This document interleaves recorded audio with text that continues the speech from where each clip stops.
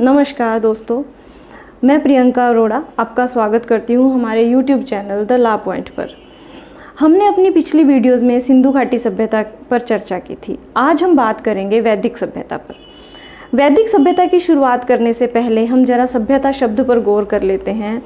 सभ्यता शब्द से तात्पर्य किसी भी मानव समाज की सकारात्मक, प्रगतिशील और समावेशी अवस्था से होता है। यदि किसी समाज में उन्नत कृषि व्यवस्था है, आर्थिक व्यवस्था बहुत अच्छी है, व्यापार बहुत अच्छा है, यातायात के साधन हैं, विधि का शासन है, राजनीतिक परिस्थितियां उन्नत अवस्था के अंतर्गत हैं, किसी भी जब समाज में हम रहते हैं तो हम विभिन्न प्रकार के कोड और कंडक्ट से जुड़े होते हैं और हमें उनका पालन करना होता है। भीड़ का कोई कानून नहीं होता, लेकिन एक समाज का कानून अवश्य होता है।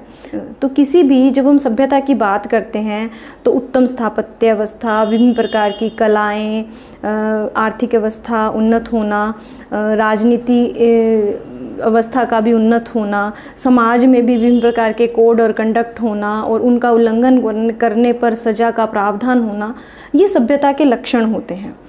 आज हम बात करने वाले हैं वैदिक सभ्यता की ओर। सबसे पहले वैदिक सभ्यता वो काल है जिस काल में वेदों की रचना हुई थी।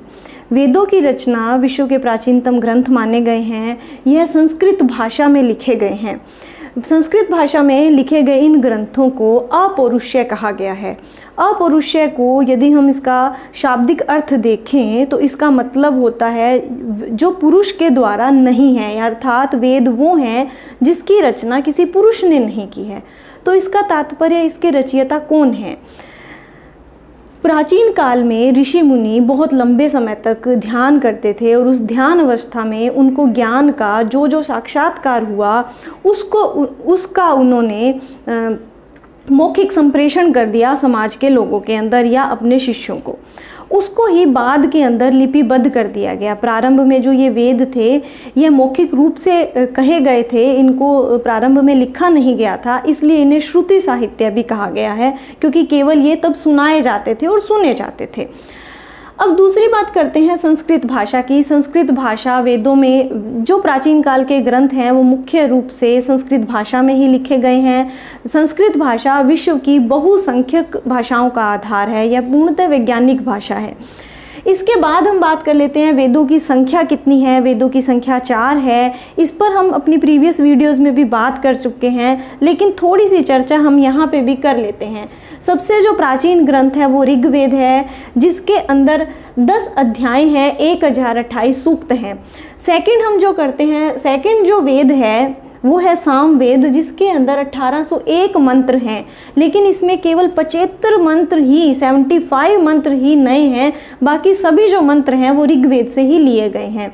यह जो है यह काव्य ग्रंथ है। इसमें यज्ञों के समय जो श्लोक बोले जाते थे उनका उच्चारण या उनका गायन किस प्रकार से किया गया जाएगा, उसका जो सिस्टम है, उसकी जो विधि है वो पूरी की पूरी सामवेद में दी गई है।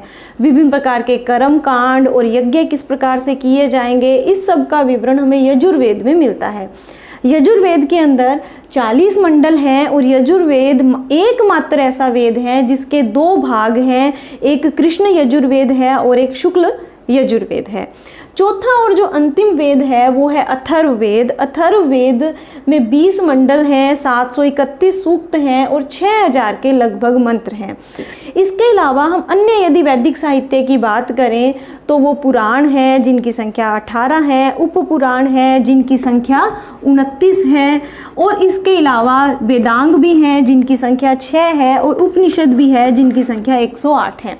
ये जो सभी ग्रंथ हैं इन सभी वेदों को समझने के लिए लिखे गए हैं। पुराण की यदि हम बात करें तो पुराण में हमें क्रमबद्ध घटनाओं का विवरण मिलता है, इसलिए ये इतिहास की जानकारी में बहुत महत्वपूर्ण है। विभिन्न प्रकार के पुराण हैं, जैसे मत्स्य, वायु, गरुड़ इत्यादि पुराणों के बारे में आपने सुन रखा होगा। थी। अब हम बात करते हैं कि जो वैदिक सभ्यता थी उसके निर्माण करने वाले कौन थे, उसके निर्माता कौन थे। उसके निर्माता आर्यों को माना जाता है। आर्य जो है यह जातिवाचक शब्द नहीं है, यह गुणवाचक शब्द है। आर्य का अर्थ होता है उत्तम प्रकार के व्यक्ति, अर्थात वैदिक सभ्यता के जो निर्माता थे वो उत्तम गुणों वाले थे। यह किसी जाति को इंगित नहीं करता है।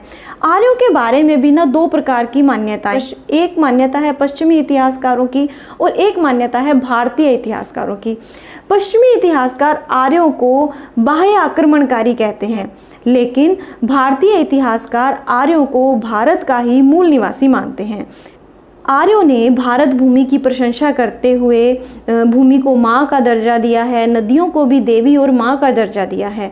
इस आधार पर यदि हम देखें तो पश्चिमी इतिहासकारों के मत का कोई औचित्य नहीं लगता जिसमें वो आर्यों को बाह्य आक्रमणकारी कहते हैं। आर्यों के द्वारा भूमि को और देवी को माँ का दर्जा देना इस बात की ओर इंगित करता है कि आर्य संभवतः यहीं के निवासी रहे होंगे।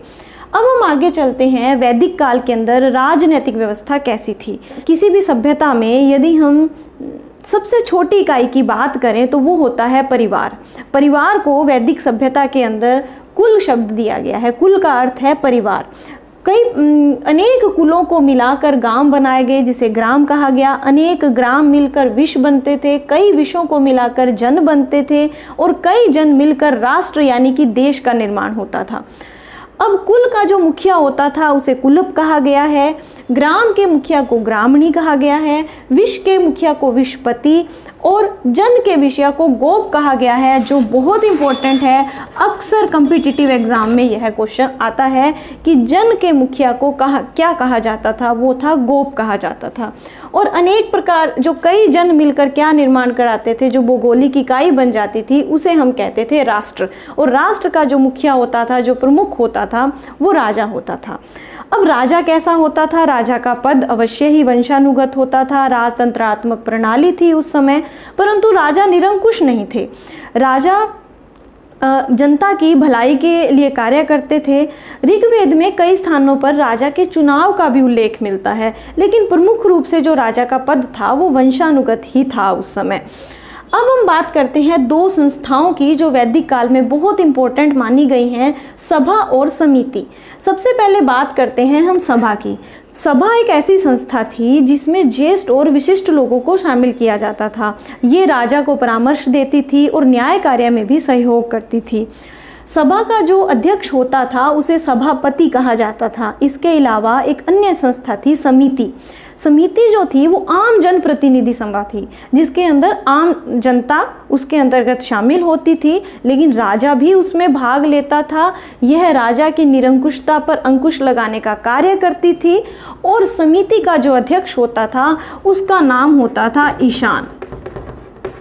ये हमारी आरबीएसई की बुक में नहीं दिया गया है, लेकिन इम्पोर्टेंट है, आप इसे याद रखें कि समिति का जो अध्यक्ष होता था उसे ईशान कहा गया है।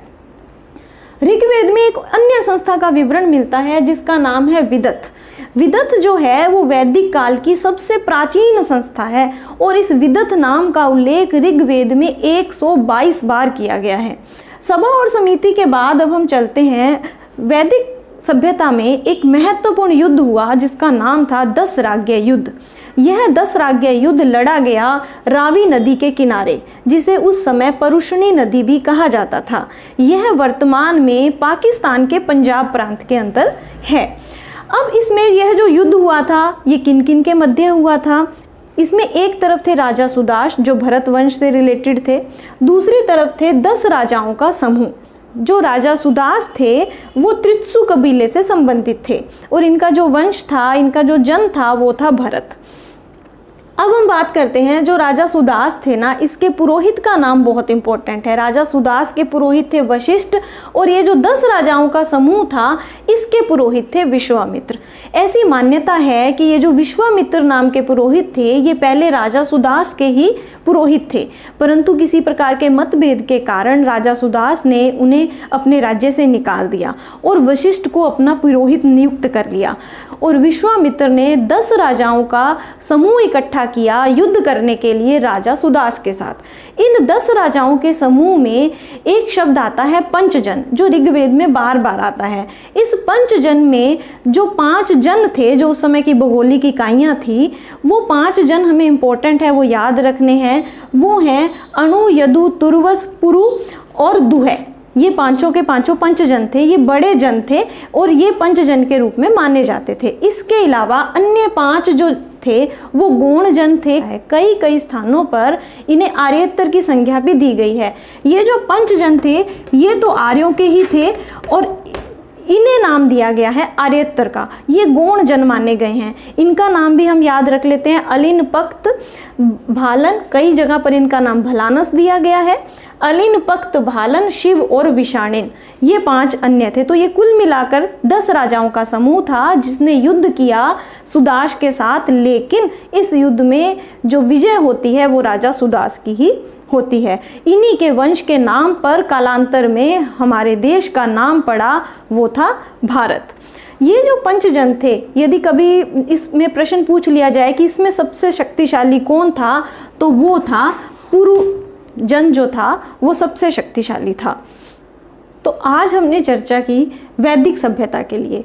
हम अगली वीडियो में महाकाव्य काल और महाजनपदों पर चर्चा करेंगे और प्राचीन काल की धार्मिक और सामाजिक स्थिति कैसी थी उस पर भी चर्चा करेंगे। तब तक के लिए धन्यवाद। जय हिंद।